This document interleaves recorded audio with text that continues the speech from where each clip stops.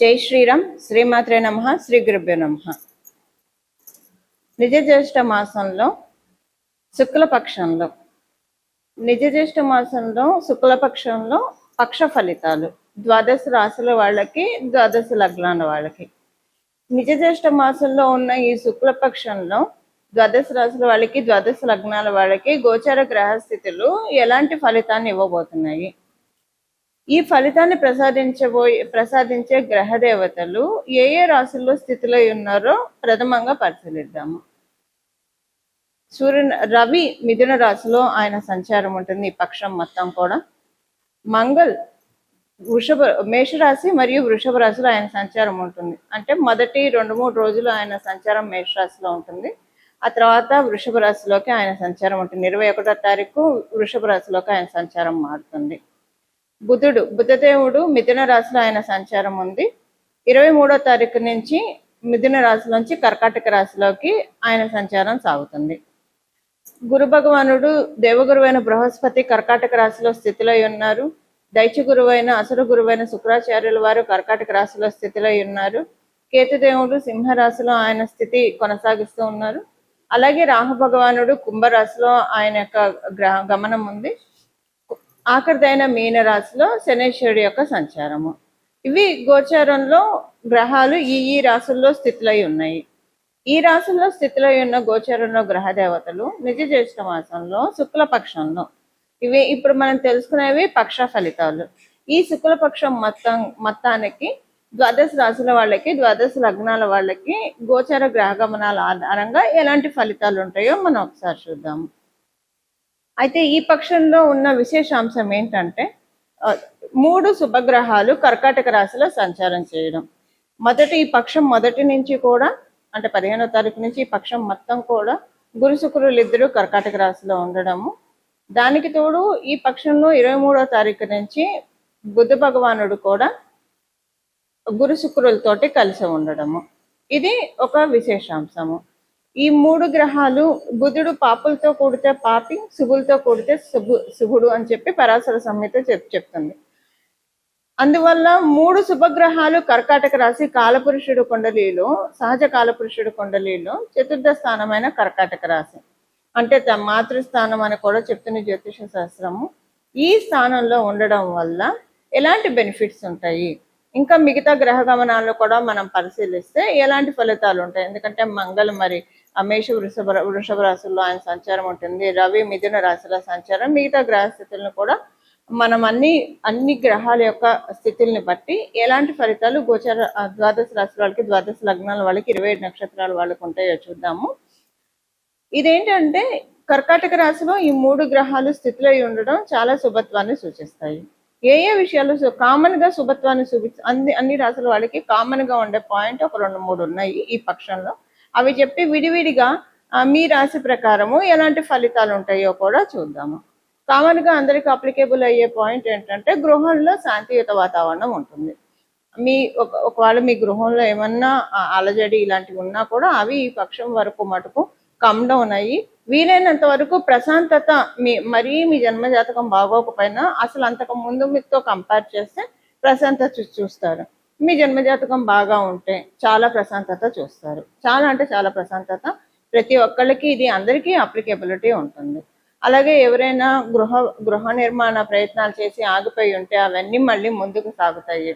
గతంలో కొన్ని ప్రయత్నాలు చేసి ఆపేసి కొంతమంది నిర్మాణాలు సగంలో ఆపేస్తూ ఉంటారు ఏదో ఒక కారణాల రీత్యా. అవన్నీ ఇప్పుడు ముందుకు సాగుతాయి. అలాగే గృహ నిర్మాణ పనులనే కాదు, ఏదైనా కొనాలనుకున్నా, అమ్మాలనుకున్నా కూడా వాహనం కావచ్చు, గృహం కావచ్చు, స్థలం కావచ్చు, పొలం కావచ్చు, ఇలాంటి వాటిల్లో కొన్ని చిక్కులు వచ్చి ముందుకు సాగలేకుండా ఉన్న వాళ్ళు ఎవరైనా ఉంటే ఈ పక్షంలో వీటన్నిటి నుంచి, ఈ కష్టాలన్నిటికీ తెరపడిపోతుంది. మీ పనులన్నీ, మీ ప్రయత్నాలన్నీ చక్కగా ముందుకు సాగుతాయి. మాతృ సౌఖ్యం చాలా ఎక్కువగా ఉంటుంది.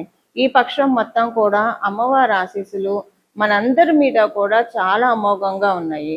అమ్మవారి ఆశీస్సులు ద్వాదశ రాశుల మీద, ద్వాదశ లగ్నాల మీద, 27 నక్షత్రాల వాళ్ళకి చక్కగా ఉన్నాయి, విశేషంగా ఉన్నాయి. దానికి ఒక కారణం ఏంటంటే సహజకాల పురుషుడు కుండలిలో చతుర్థ స్థానంలో 3 శుభగ్రహాల సంచారము అత్యంత శుభ ఫలితాన్ని ద్వాదశ రాశుల వాళ్ళకి, ద్వాదశ లగ్నాల వాళ్ళకి, మనందరికీ కూడా అందించబోతుంది. ఇంకా ఒక పసిపిల్ల కనుక తల్లి దగ్గర ఉంటే అన్ని టైం టు టైం అమ్మ చూసి పెడితే ఎంత చక్కగా తింటాం, ఆడుకోవడం, అంటే వాళ్ళకి ఇంకా వేరే పని ఏమి ఉండదు, ఎంత హ్యాపీగా ఉంటారు. అలాగా ఈ పక్షంలో ప్రతి ఒక్కళ్ళకి కూడా మానసికంగా అంత ప్రశాంతంగా ఉంటుంది. అమ్మవారు మానసికంగా మనందరినీ ఊరడించే శుభ సమయము. మానసికంగా గత కొన్నాళ్ళుగా గోచారంలో ఉన్న గ్రహస్థితుల రీత్యా ఎవరి లెవెల్కి తగ్గట్టు వాళ్ళకి ఏదో ఒక టెన్షన్, బాగా టెన్షన్ ఉంది, మామూలుగా కాదు. ఇంకా కొంతమందికి అయితే జాడించి కొట్టింది ఈ టెన్షన్. కొంతమందికి వాళ్ళ జాతక బలాబలాలను అనుసరించి అసలంటూ గోచారంలో ఉంది కాబట్టి కొంత టెన్షన్ పడ్డారు. అంటే అవుట్ ఆఫ్ 100% 30% అయితే టెన్షన్ పడ్డారు. ఇప్పుడు దాంట్లోంచి అందరూ ఏకకాలంలో ప్రశాంతతని పొందే టైం మొదలైంది. ఇప్పుడు ఉన్న ఈ పక్షంలో ఉన్న గోచర గ్రహస్థితుల ఆధారంగా ఇది ఈ పక్షం వరకు అయితే కన్ఫామ్గా ఉంటుంది. మీ జన్మ జాతకం మరీ దీనికి సపోర్ట్ చేయకపోయినా అంతకు ముందుతో పోలిస్తే ప్రశాంతత అయితే ఖచ్చితంగా చూస్తారు. ఇది ఆ అమ్మవారు మనందరికీ బ్లెస్ చేసే సమయము. ఈ సమయాన్ని మనందరం కూడా చాలా సద్వినియోగం చేసుకోవాలి. దీన్ని ఎలా సద్వినియోగం చేసుకోవాలి, ఏం చేస్తే ఇది మనకి సద్వినియోగం అయ్యి మనకి అక్కడికి వస్తుందో అది పరిహారాల్లో భాగంగా మనం తెలుసుకుందాం.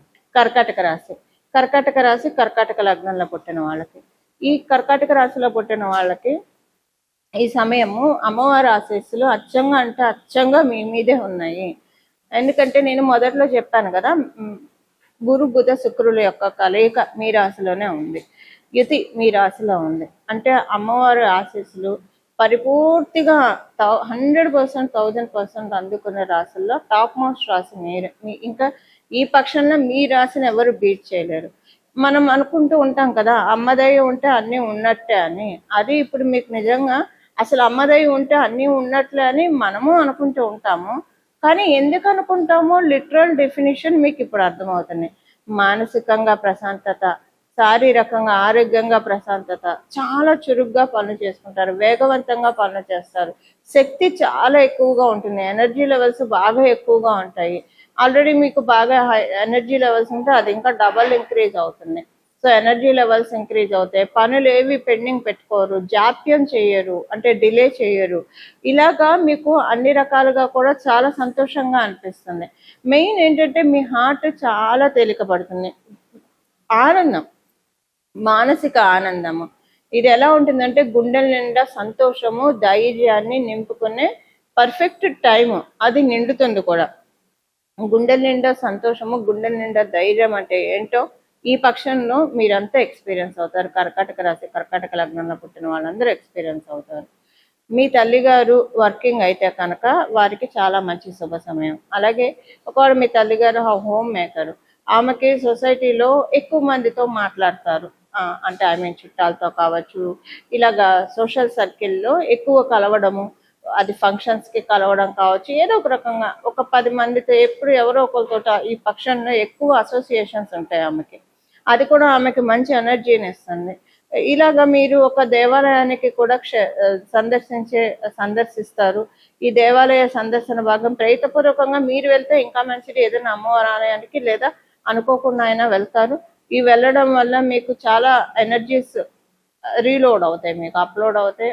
అంటే అమ్మవారి యొక్క పాజిటివ్ ఎనర్జీస్ని పూర్తిగా మన ఆరాలోకి మనం నింపుకునే ఛాన్స్ ఇప్పుడు ఉంది. దీనివల్ల ఏమవుతుంది, పాజిటివ్ ఎనర్జీస్ నింపుకోవడం వలన దిష్టి దోషాలు, నరదిష్టి, నరఘోష, నరపీడ ఇలాంటి వాటికి మనం అస్సలు లోబడము.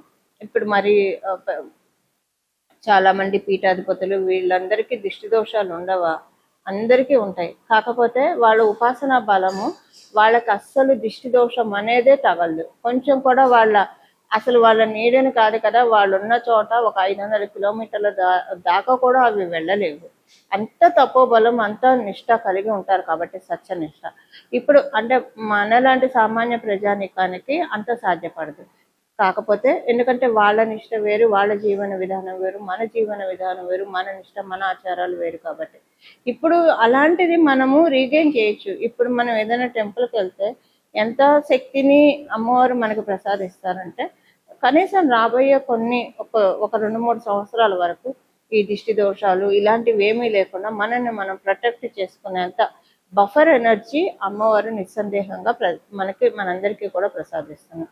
సంతానానికి సంబంధించిన అనుకూలతలు ఎక్కువగా ఉన్నాయి. సంతానానికి ఆరోగ్య సమస్యలు ఏమైనా ఉంటే అవన్నీ కూడా చక్కగా సెట్ అయ్యే సమయం. అంతర్బహిర్ శత్రువుల నుంచి విముక్తి పొందే సమయము. అలాగే దాంతోపాటు మీ వైవాహిక జీవితం చక్కగా ఉంటుంది. మీ స్పౌస్ తోటి, మీ జీవిత భాగస్వామితోటి టైం ఎక్కువ స్పెండ్ చేస్తారు.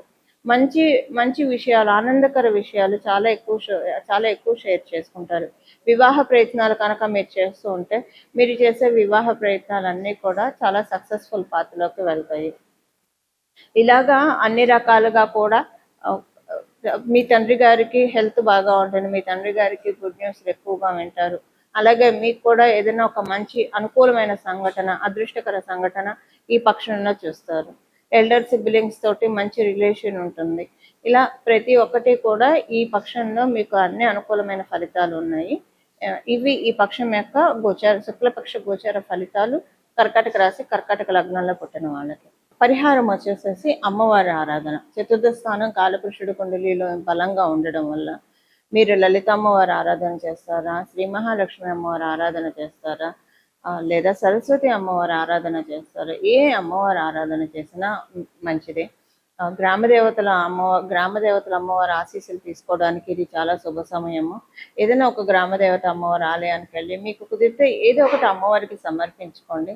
చీర సమర్పించుకుంటారా, పసుపు కుంకాలు సమర్పించుకుంటారా, పూలు సమర్పించుకుంటారా, మీ శక్తి అనుసారం ఏది సమర్పించుకోగలిగితే అది సమర్పించుకోండి. లేదా మన మనసే అసలు మనం చేయాల్సిన ఇవన్నీ భగవంతుడు ఇచ్చిందే, మళ్ళీ తిరిగి భగవంతుడికే సమర్పించా.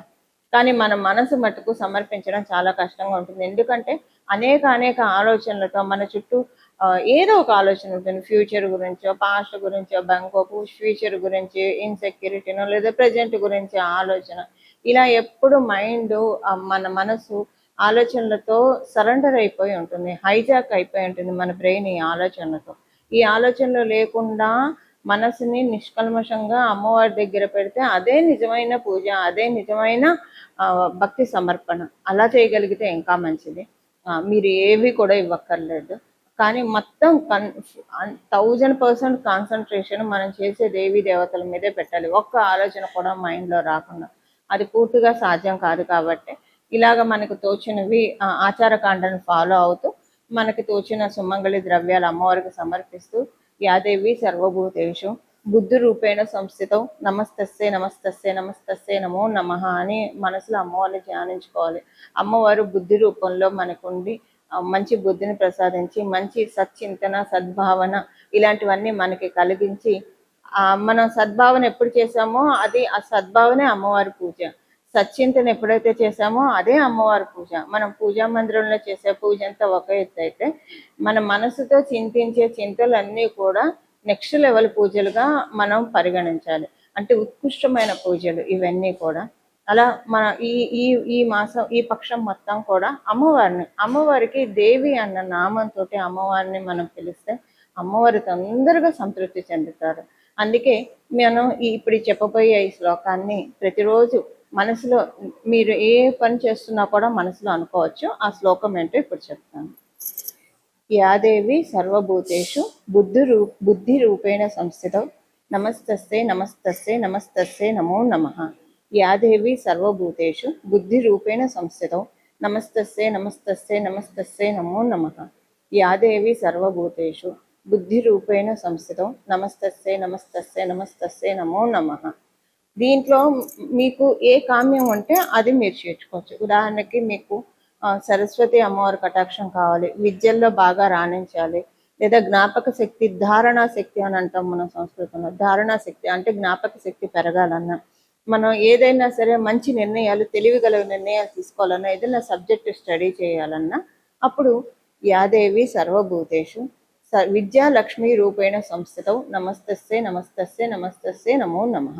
యాదేవి సర్వభూతేషు విద్యాలక్ష్మి రూపేణ సంస్థితం నమస్తస్సే నమస్తస్సే నమస్తస్సే నమో నమః. యాదేవి సర్వభూతేషు విద్యాలక్ష్మి రూపేణ సంస్థితం నమస్తస్సే నమస్తస్సే నమస్తస్సే నమో నమః. విద్యాలక్ష్మి అనే ప్లేస్లో మీరు సరస్వతి రూపేణ సంస్థితం అని పెట్టుకోవచ్చు, లేదా శారదా రూపేణ సంస్థితం అని పెట్టుకోవచ్చు, వాణి రూపేణ సంస్థితం అని పెట్టుకోవచ్చు, మీ ఇష్టం. ఇలా మీకు ఏ కోరుకుంటే అది. లక్ష్మీ కటాక్షం కావాలంటే యాదేవి సర్వభూతేషు श्रीलक्ष्मीरूपेण संस्थितौ नमस्तस्यै नमस्तस्यै नमस्तस्यै नमो नमः। या देवी सर्वभूतेषु श्रीलक्ष्मीरूपेण संस्थितौ नमस्तस्यै नमस्तस्यै नमस्तस्यै नमो नमः। या देवी सर्वभूतेषु श्रीलक्ष्मीरूपेण संस्थितौ नमस्तस्यै नमस्तस्यै नमस्तस्यै नमो नमः। ఆరోగ్య సమస్యలు ఉన్నాయి. యాదేవి సర్వభూతేషు శక్తి రూపేణ సంస్థితౌ నమస్తస్యై నమస్తస్యై నమస్తస్యై నమో నమః. యాదేవి సర్వభూతేషు శక్తి రూపేణ సంస్థితౌ నమస్తస్యై నమస్తస్యై నమస్తస్యై నమో నమః. యాదేవి సర్వభూతేషు శక్తి రూపేణ సంస్థితౌ నమస్తస్యై నమస్తస్యై నమస్తస్యై నమో నమః. ఇలాగ ఒకవేళ మీకు కనుక పనులు చురుగ్గా చేయలేకపోతున్నారు, చాలా స్లోగా అవుతున్నాయి, పనులు ఏం ముందుకెళ్ళట్లేదంటే చైతన్య రూపేణ సంస్థితం అని పెట్టుకోండి. యాదేవి సర్వభూతేషు చైతన్య రూపేణ సంస్థితం నమస్తస్యై నమస్తస్యై నమస్తస్యై నమో నమః. యాదేవి సర్వభూతేషు చైతన్య రూపేణ సంస్థితం నమస్తస్యై నమస్తస్యై నమస్తస్యై నమో నమః. యాదేవి సర్వభూతేషు చైతన్య రూపేణ సంస్థితం నమస్తస్యై నమస్తస్యై నమస్తస్యై నమో నమః. ఇవేమీ వద్దు, మాకు అమ్మవారి పాద చింతన కావాలి, అమ్మవారే మాకు కావాలని అనుకున్నవారు యాదేవి సర్వభూతేషు సత్వరూపేణ సంస్థితౌ నమస్తస్యై నమస్తస్యై నమస్తస్యై నమో నమః. యాదేవి సర్వభూతేషు సత్వరూపేణ సంస్థితౌ నమస్తస్యై నమస్తస్యై నమస్తస్యై నమో నమః. యాదేవి సర్వభూతేషు సత్వరూపేణ సంస్థితౌ నమస్తస్యై నమస్తస్యై నమస్తస్యై నమో నమః. శ్రీమాత్రే నమః అని ఒకటి చివరిలో చేర్చుకోండి. దీనికి ముందు శ్లోకానికి తర్వాత ఇలా అమ్మవారిని పూజిస్తే సత్వగుణంలో అమ్మవారు ఉంటుంది. అమ్మవారికి సత్వ రజో తమో గుణాలు 3 ఉంటాయి, కానీ సత్వగుణంలో లక్ష్మీతత్వం ఎక్కువగా ఉంటుంది, లలిత పరాదేవత శక్తి ఎక్కువగా ఉంటుంది. సో సత్వరూపంలో కూడా అమ్మవారిని మనం ఆరాధించవచ్చు. అసలు దేవి దేవి దేవి అంటూ ఉన్నామంటేనే మనం అమ్మవారి వైపు జగదంబ దేవి పరమేశి ఇవన్నీ కూడా అమ్మవారికి అత్యంత ప్రీతికరమైన నామాలు. శ్రీమాత ఇవన్నీ కూడా అమ్మవారికి అత్యంత ప్రీతికరమైన నామాలు. ఈ పక్షం మొత్తం కూడా అమ్మవారి ఆరాధన విశేషంగా చేసి మనందరం కూడా అమ్మవారి కృపకి తప్పకుండా పాత్రలు అవుతాము. అలా అవ్వాలని చెప్పి అందరి తరఫున జగదంబ పాదాలకి, రాజరాజేశ్వరి అమ్మవారి పాదాలకి, నా ఆరాధ్య దేవత అయిన రాజరాజేశ్వరి అమ్మవారి పాదాలకి మనస్ఫూర్తిగా శరణు వేడుతూ మంగళం. నమో భగవతే వాసుదేవాయ.